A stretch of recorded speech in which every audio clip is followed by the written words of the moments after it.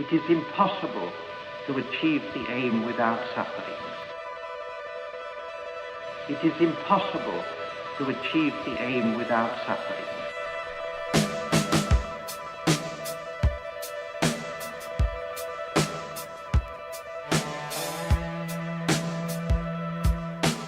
So I'm here with Victoria Munoz and Dan Holmes. And you knew Adam's mother, Nancy. Is that right? Yes. What was she like as a person, or what respect did you know her? She's really a very happy person. Very well put together, excited about life generally. And so did you know Adam at all, or did you know Ryan? I didn't know the rest of her family. I just knew her from hanging out sometimes. What? And she, used to go to Boston quite a bit. We just sang, and she liked the Red Sox. What did she work at? You probably have seen this woman before, showing up on the spotlights and TV cameras, being interviewed by the biggest news channels of the American mainstream media during various false flag events with mass murder of people, and giving a scripted version of the facts that make them look like random killing rampages. In some cases she appears in 2 different places and 2 different times of the same event, often identified with different names and always giving key testimonies either as a real-time eyewitness, or as an acquaintance of the subjects directly involved in the event. Big huge explosion while we were having lunch, and everybody ran for the doors and windows and we were sheltered under table. I believe it on Nichols Ave down here. It was like a ton of gunshots. And then like boom, boom, like 3 big bangs. But it looks like they were working their way and this way over here. So I don't know if they cornered them over here or not. A man is in custody in Albuquerque, New Mexico, accused of stabbing people in church during Sunday Mass. Witnesses say the man jumped over several pews and stabbed church members in the choir area just as Mass was ending. He was looking at our lead soloist, and I just remember seeing him hurtle over the pews, hurtle over people, and run towards us. And I thought, oh my gosh, this is not... Dr. Hussein Shaban, advisor to the Syrian president, thank you very much for being with RT today. Of Syria and of the Syrian people. It is the Syrian people who are standing against terrorism. It is the Syrian people who are standing against the way Russia did things, is that it did it both in full cooperation with the Syrian government, in consultation with the entire world.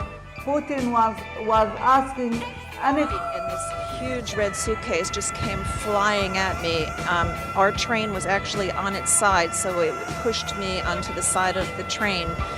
It hit my chest. I think I have a few fractured ribs. I'm a nurse. But I tried to help anybody who is, there's many injured people on the train, and they're very, very upset. My son went back and got everybody off our one car. He helped them out. There was a very small opening in the door, and we were able to get out. And so your car actually toppled over? Yes, we were in the last car, and it was on the side, yes.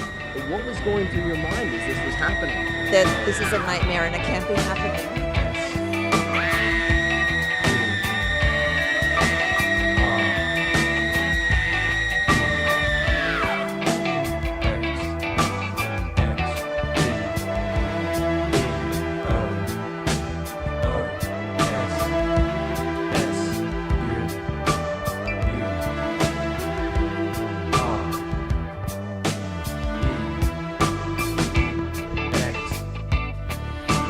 Exposed!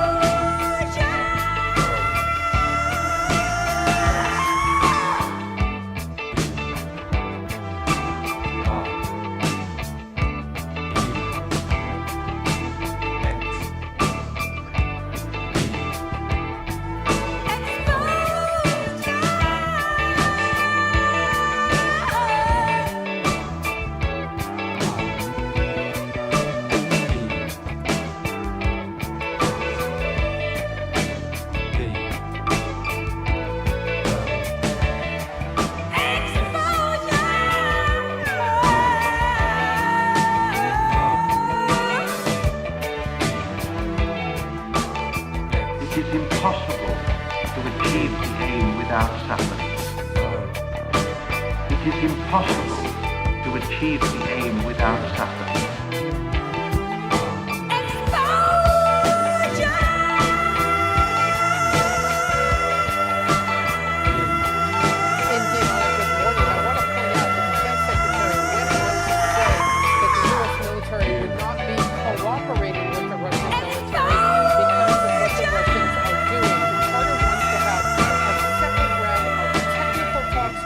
Intelligence agencies are reviewing classified data, and they say they believe Israel conducted. Pentagon correspondent Barbara Starr is more. Reality is Al-Qaeda has used encrypted communications for years. Some of their operatives even long ago giving up their cell phones.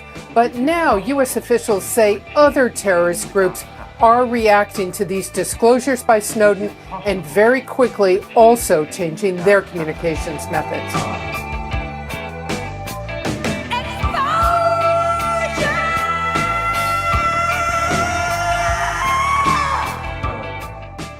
Well, we know it did. As a matter of fact, we are the only American family that has never received a letter from Jim. They apparently were all confiscated. So the last hostage to come out, Daniel, she memorized a letter from Jim.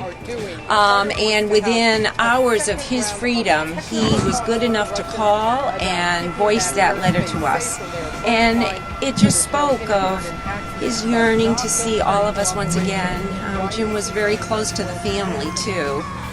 La regional no tiene doliente. Vemos con tristeza, con angustia como día a día se presentan accidentes con lesionados o incluso homicidios en accidentes de tránsito en esta vía, la cual se encuentra en pésimas condiciones. Si llegamos a Mallorca podemos ver que hay, sin lugar a equivocarme, más de 20 huecos, los que obviamente traen problemas sobre todo los motociclistas. La mayoría de accidentes se encuentran entre motociclistas y los vehículos de carga. Entonces, tenemos un promedio de 4 homicidios de tránsito en la zona sur de la regional. El área metropolitana dice que no hay su competencia, el departamento de Antioquia dice que tampoco, la nación dice que no le corresponde y los municipios